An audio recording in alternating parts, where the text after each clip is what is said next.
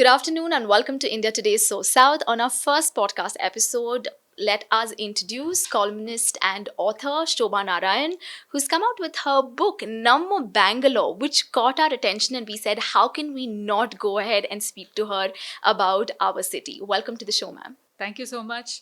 And Namma, this is a copy of my book. That is beautiful. Yes, please, if you can show it to the camera so that we can take a look at it. Ma'am, as I see, we have our auto there. We can see a little bit of tindis and grocery shops. We'll start off actually with the cover. So, who was the brainchild behind this cover? So this is done by Rupa Publications, and they subcontract with excellent cover designers all over India, and sent me 2 or 3 ones. One had a little bird across, and then we liked the full Kannada and the Church Street reference. So that is your Church Street. Yeah. There, take a look. I mean, yeah. Because I didn't take a closer look at it, but yes, guys, it has our Blossom Book House, the very famous one.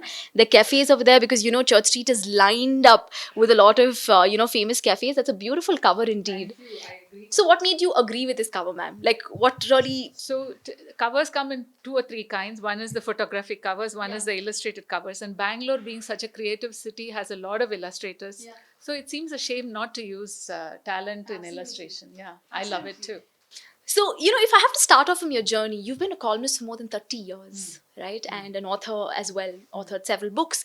But the first thing that caught my eye when I read your book, Namma Bangalore, was to ask you, when I read details in the book, 1980s, when you first came down to the city, right? 1980s, 90s? I wish it was actually 2005. When you came with your children over here and moved in. Yes. And so what is the first thing that made you want to write something about this city? Thank you. So I have been writing columns about Bangalore for Hindustan Times. Right. And about 2 years into writing the column, I started thinking, now, if I had moved in and I had something like this available, it would have helped me. Right. So this book is a primer on people who are new to Bangalore, and people like you, Sarah, who you're an old Bangalorean, but you said you found some nice things. Absolutely. I found so many things that made me wonder that, wow, Bangalore also has things like this, which I was, not aware about, and which we will come to at some point. But what was that starting trigger or that point, which probably an encounter? I think the great masala dosa debate and the great chutney debates the sambar debate solidified in my head that people were passionate about this topic. And I think if you had to choose one anecdote or one encounter, it was about the 100 emails I got from both sides of the, sorry to say, Kaveri issue, saying, you are wrong, Bangaloreans are wrong, and the other side saying Tamil Nadu's people have no clue.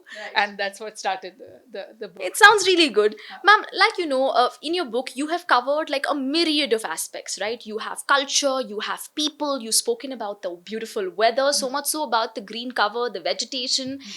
Bangalore being a pensioner's paradise to Bangalore now being the Silicon Valley. You've covered all of this. If we can get details, a little bit about each aspect of what you've covered, maybe if we can call it Shobha Narayan's favorite aspect of each thing. That's very nice. So you've mentioned Pensioner's Paradise and you've mentioned Garden City, but you've not mentioned Pub City. Okay. So I think one thing that everybody in India and the world should know is Bangalore has the best breweries in the country. We have 85 breweries, there are microbreweries, craft beers. If you want your IPA, if you want your Pilsner, Bangalore is the place for it. So beer is what we drink. Yeah. And then the food, everybody talks about masala dosa. I love it. I know the best places for it. But all my Bangalorean friends, they go to Mahalakshmi Tiffin Room and have khali dosa. Now this khali dosa is an acquired taste. It's like 3 dosas piled on each other with lots of holes, and you pour the chutney in and it becomes soft. So I have acquired the taste, but so that would be my secret Bangalore food recommendation. Okay. In terms of shopping, there are so many boutiques that have come up, but I would say Church Street and MG Road area is an underrated shopping privilege because most people are put off by the traffic. But walk down MG Road, walk into the bookstores on Church Street. That's my God.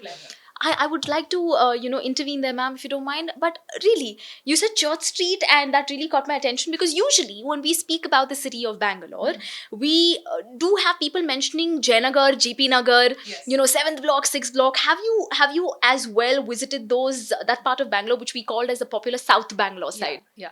So you bring up a great point, Sarah, is that Bangalore is a city of neighborhoods, and I living on the quote unquote the Kant side, or the as my friends call it, I am more familiar with Coxtown, the beautiful Richards Park area, central Bangalore. So South Bangalore is where I wanted to live. Frankly, JP Nagar. I was vetoed by my husband, and so we live now in Alsur.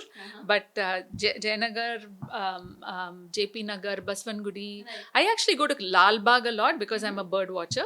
But the shopping areas of Jayanagar are not I don't know them as intimately. It doesn't seem like you're somebody who, probably moved into Bangalore in 2005, because when I read your book, originally from Chennai, if I'm correct, but the detailing and the accuracy with which you go on to explain each and every aspect, like you've spoken about our khara bath, our kesari bath, you have described the chutney scenario in Bangalore, you've spoken about Kannadigas and why Bangaloreans come across to be polite people, and then that caught my attention. I said, I'm going to beg to differ with her on that aspect, because not everybody is polite. Being a Bangalorean, I'm going to be guilty to say this, but yeah, if you can throw some light on some of the most interesting aspects when you were writing this book that you enjoyed writing about. Yeah, I mean the food, of course. Of course, absolutely. And in the name of research, I visited every place, Kamath Yatri Niwas onwards and in Majestic. But the pushback came where you said, Sarah, is like, on Instagram, I got a lot of comments saying, really, Shobha, you think the auto drivers are polite in Bangalore? And so I think, like a newcomer, I have a rose-tinted vision of Bangalore, and I grew up in Chennai, where I have to tell you, the auto drivers are a lot more rough and tough. We read that as well.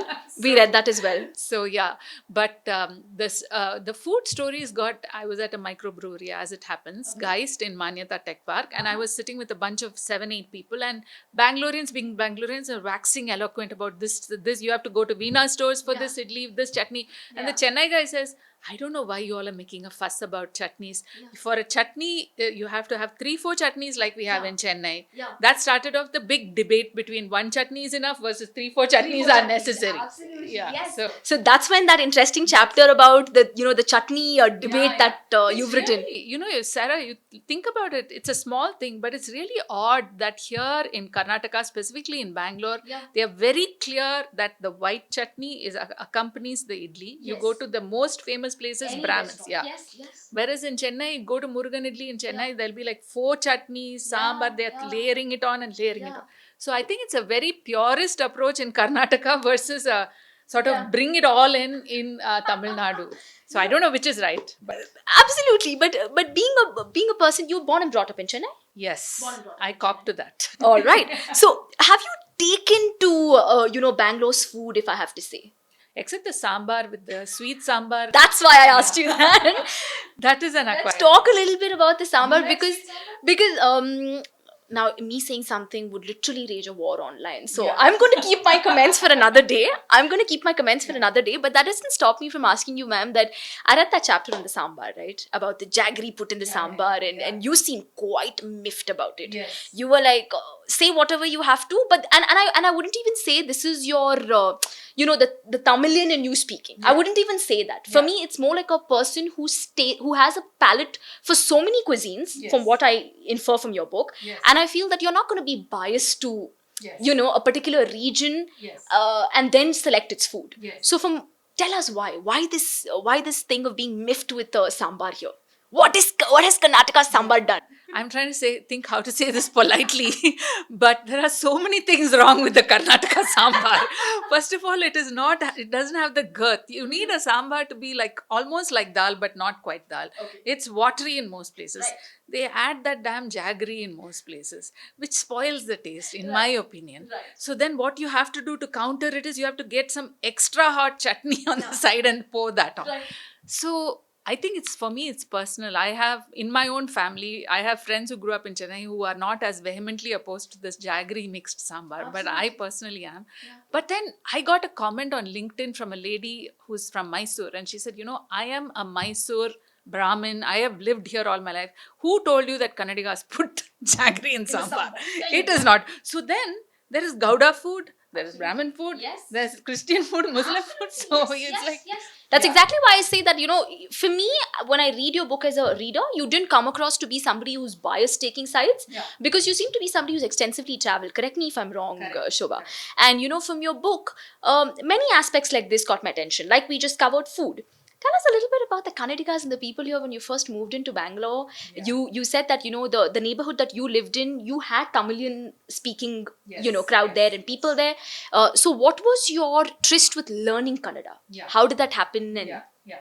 I think my tryst, if again you like anecdotes, my tryst with learning Kannada was a Hindi speaking lady telling me, quite sort of, if not proudly, at least matter of factly, I've lived here for 50 years and I don't know Kannada. And I'm like, why are you saying that matter of factly? Why are you saying that marginally proudly? Absolutely. And is that Bangalore's fault?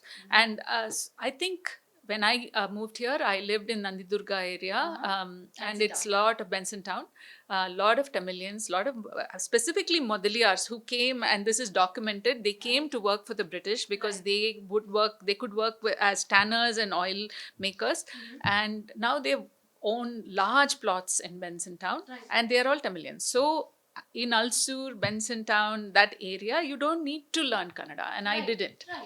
But then after this comment, I thought, let me try it. And I used a combination. I used an app called Bhasha, where they link you up with a native speaker. So on the phone, you would have lessons, and also on the app.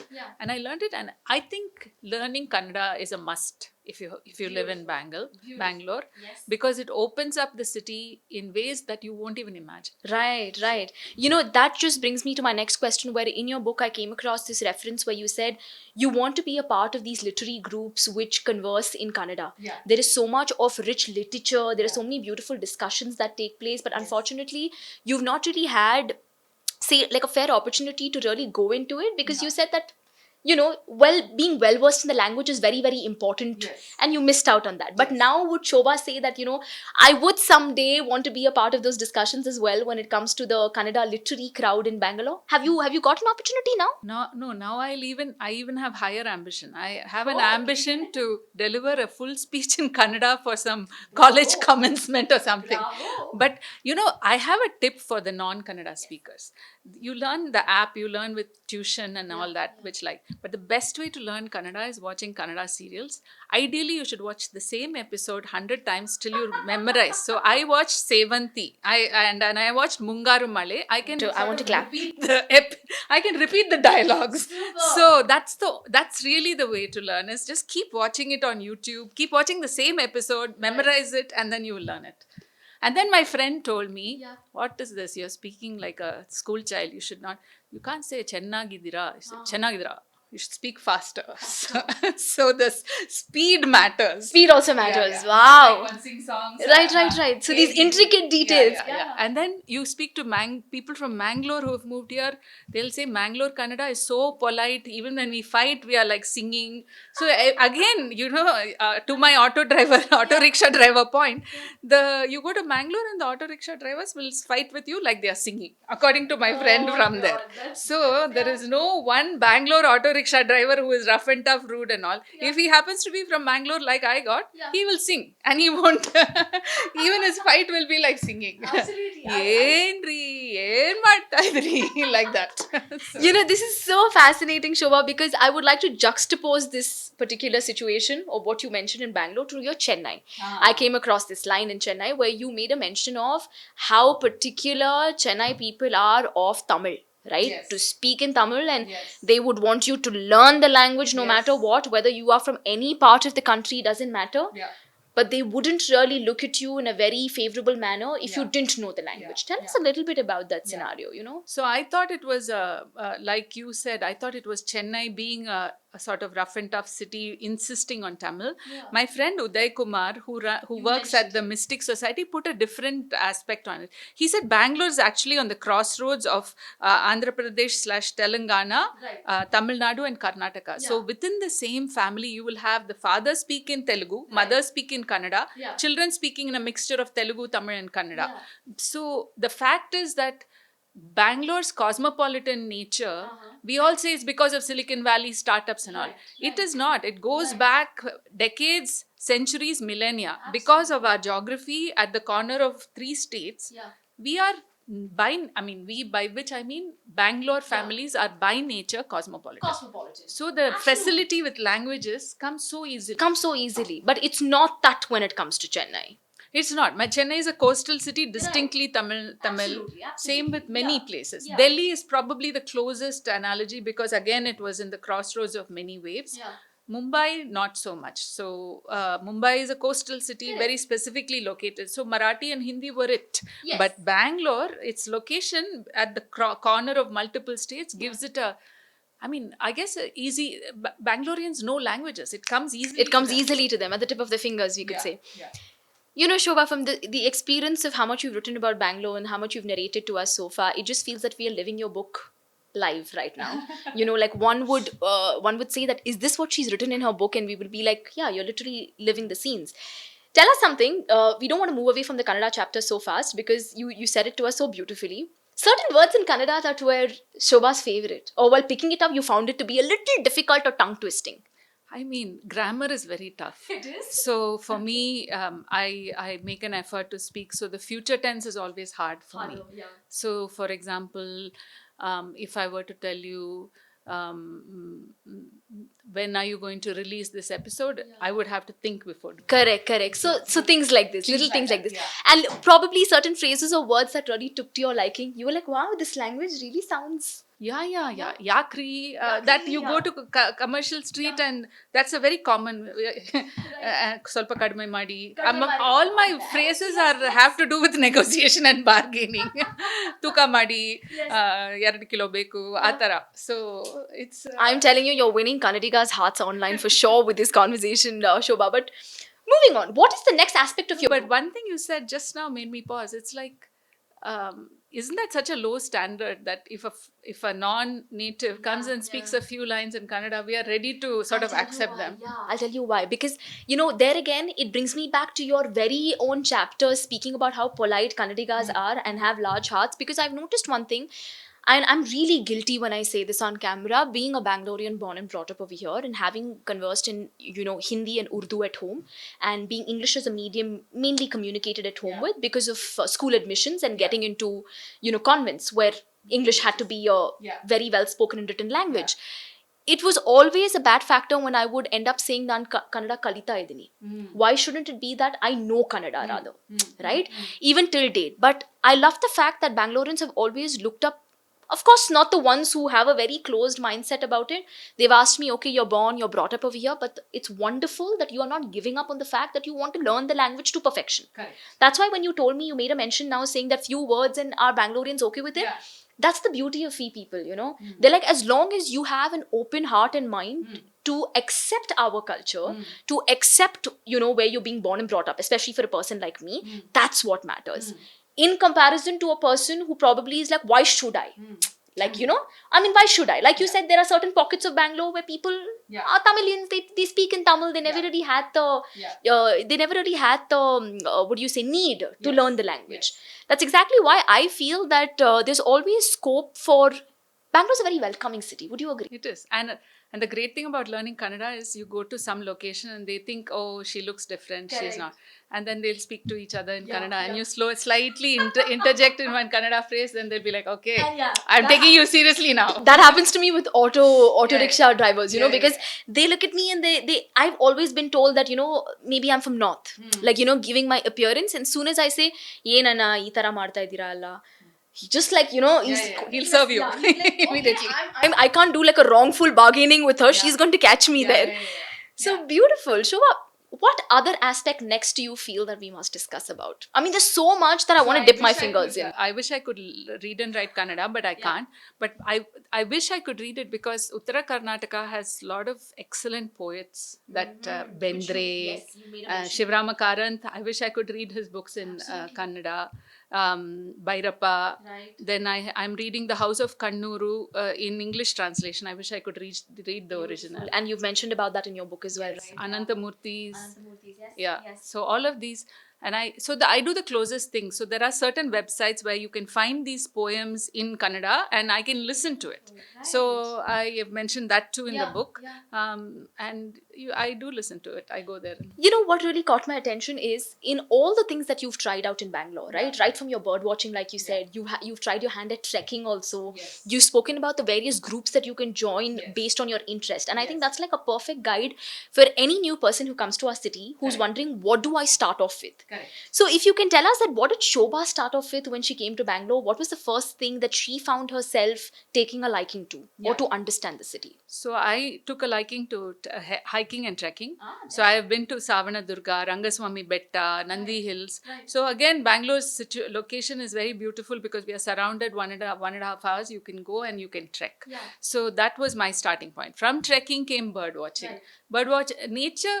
So I on Telegram there is a group called Bangalore Wildlife Friends. Okay. There are about 1,500 very passionate wildlife people, by which I don't mean just tiger guys. Yeah. I mean a person specializing in ants, frogs, spiders, reptiles, Yeah.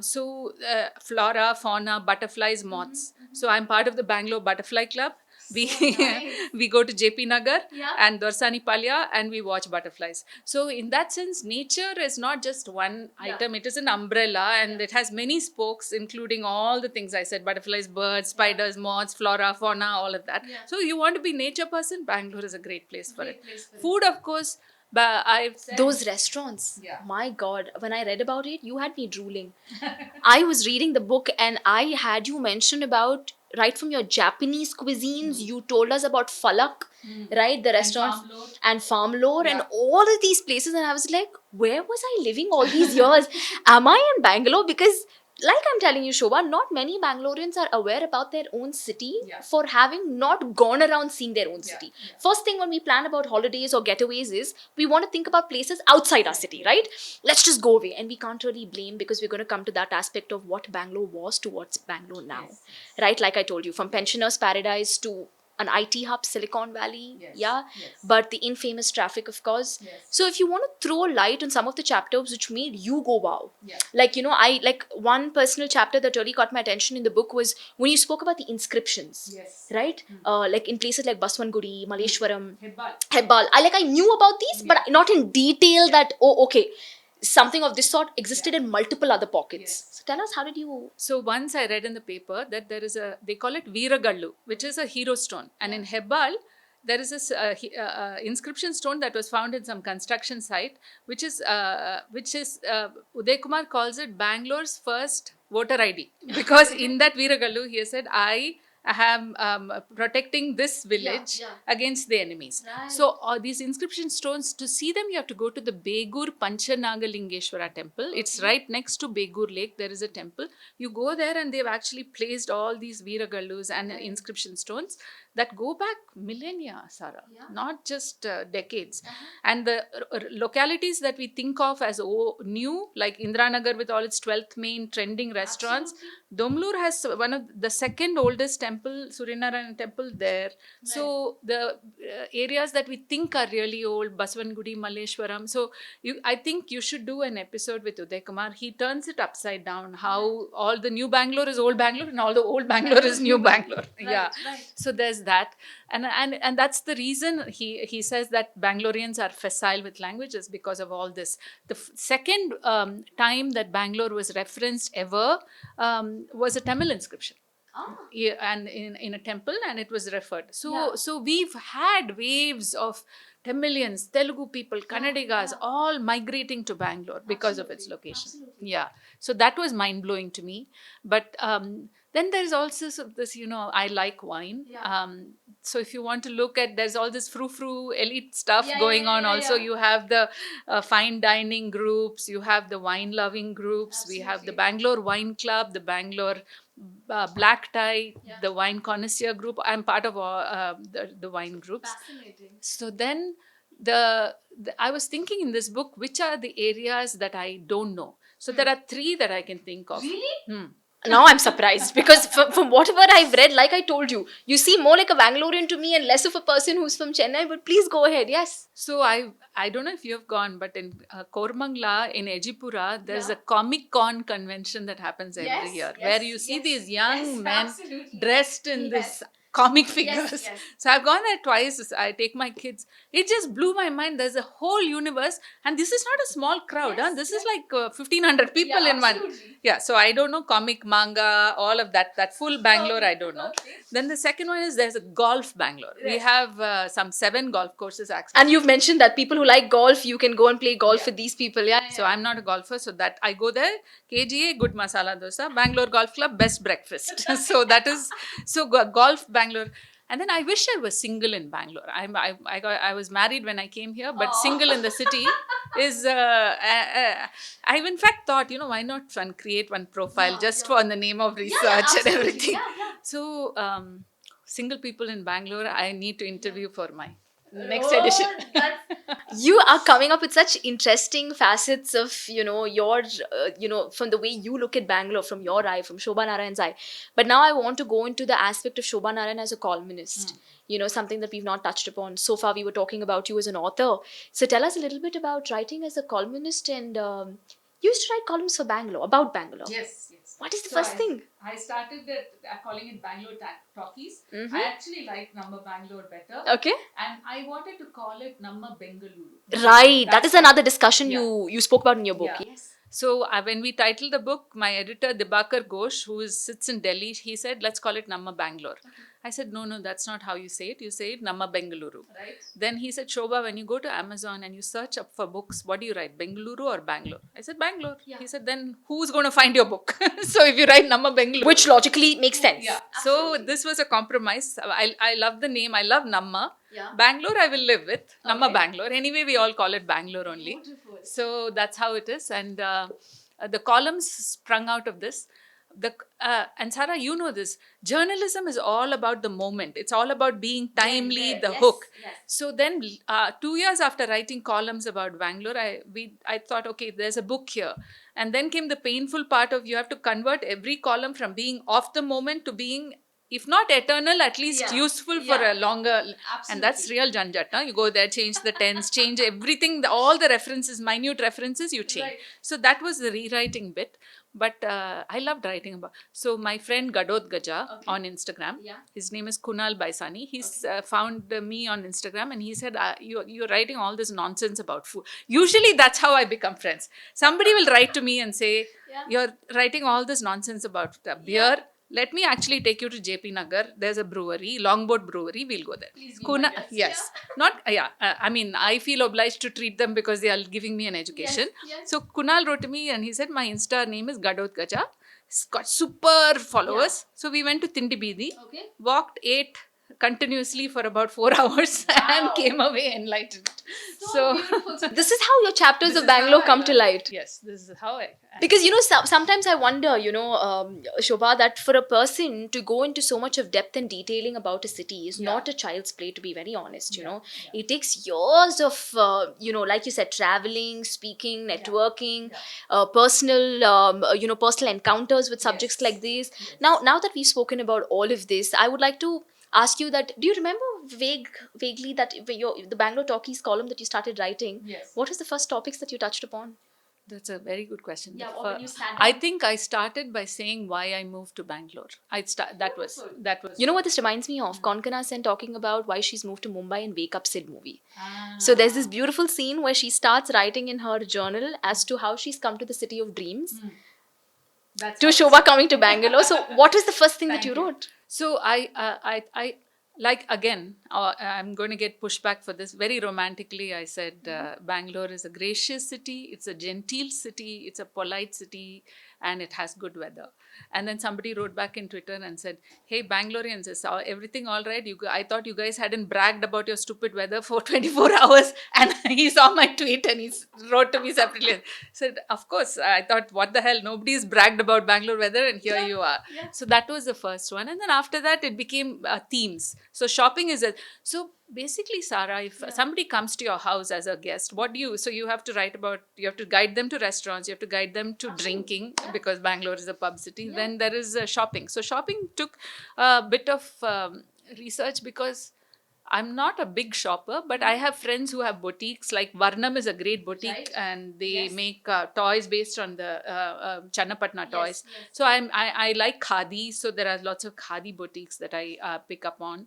There's craft fairs. We have Chitrakala Parishad where Vastra Bharana happens. Yes, you mentioned that as well, yeah. So I think textiles is a underrated pleasure in the city. Everybody says Kanjipuram, Kanjipuram. We have Molkalmuru silks, we have Darwar, a particular type of sari. We have Belgavi, which has a particular type of weave. As a textile enthusiast, I love the textiles. So there's that aspect. So but there are many.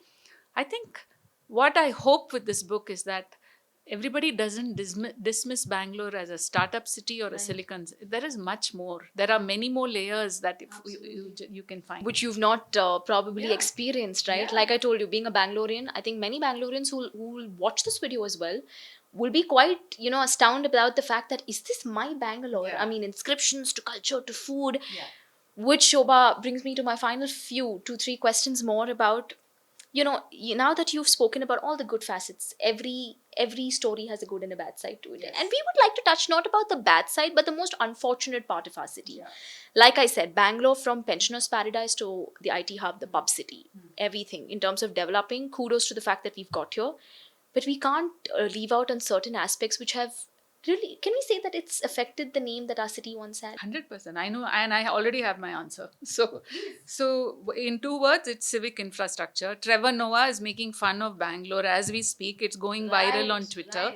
And Billionaires on Boats is a great caption, but it's true. It's happened in Epsilon, and it's very sad that Bellandur Lake is frothing like this. So for such an amazing city to have such poor civic, and the worst part is, it's not that we don't have activists. My birdwatching friends are trying to stop Saul Kere from being developed, and so there is an activist. There are people who care. I think I would request the government to catch up with our desire to make Bangalore a better place. Beautiful, Shobha. I think you've been quite, you've been so warm in the way you've described Bangalore. Two, you've been quite straightforward as to what Bangalore was to what it's come to now. If we have to round up this beautiful conversation that we've had about Namma Bangalore, of course, congratulations on this wonderful book, and may it go on to touch the hearts of many Bangaloreans and the people who moved to the city. What's one thing that you would definitely want to tell people about this city, having lived here for quite some time now? And of course, the book Namma Bangalore. Oh, thank you. So I've lived here for close to 20 years, and I what I would like to leave you with as a viewer is that if you have 4 or 5 interests, Bangalore allows you to explore them, no matter what it is. It could be acting. We have great theatres. It could be eating or drinking. Bangalore Foodie Friends on Facebook has 185,000 members, so you can explore that. Hiking, nature, we've already talked about. Shopping, we've talked about. Culture, go to Gayana Samaj in Basavangudi, go to Seva Sadan in Malleshwaram if you want. And then, of course, if you like jazz, there's Windmills Craftworks. So I would say that let's not sit in our homes, surfing through Insta, which I do also. Just take a walk outside and you'll be very surprised what you find, no matter what your neighborhood. As far as my book, it's a very personal book. It's like me as a friend holding your hand and saying, come see my city, and I'm so proud of this one. And so that's why you should buy the book. And I think to round it off, thank you so much. We love the fact that you call this my city, and you calling us your friend. That was a very beautiful way of putting it.